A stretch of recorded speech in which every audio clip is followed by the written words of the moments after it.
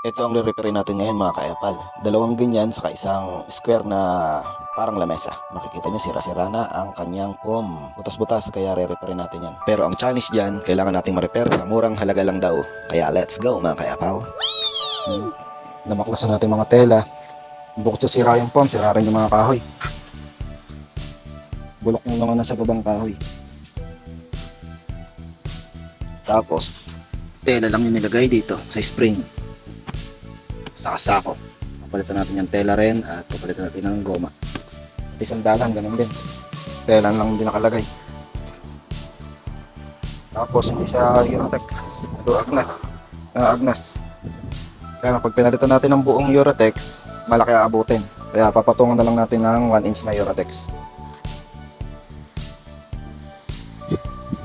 Ito naman ang kanyang pinaka lamesa. Ito ang malala. Sira talaga ang mga foam. Ito talaga need palitan na lahat. Tapos, ang spring, sira rin. Saka yung tela, lalagyan natin ng rubber. Wala na rin yung pinakasako niya. Papalitan natin ng tela. Ayan o, naagnas na. Putas na talaga siya. Pero yung mga kahoy nito, goods pa naman. At ito naman yung isa ng L-shape. Ayan, nabiyak yung kahoy. Tapos kalabas yung foam. Tumagos na sa kabila. At bukod dyan, ayan, yung mga spring, inaiba, sira na rin. Aayusin natin yan mga kaepal. Let's go! The next day. Good morning mga kaepal. Ayan, at meron na tayong na-repair.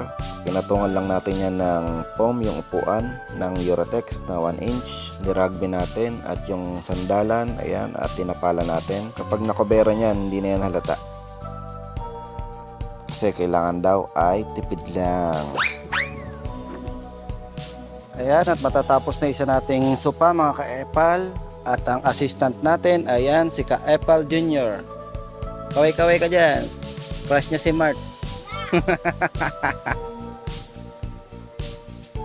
Makalipas mga kaepal lang mahaba-habang sandali ay natapos na natin. Ayan, at kinukuha natin ang angulo kaso blurred, di natin makuna ng maganda. Madilim, itim kasi yung kulay, ang hirap kunan. Tapos wala pa tayong cameraman. Kaya tara at i-deliver na nga natin mga ka-epal. Ayan, at na-deliver na natin. Meron na silang sopa na mukhang bago.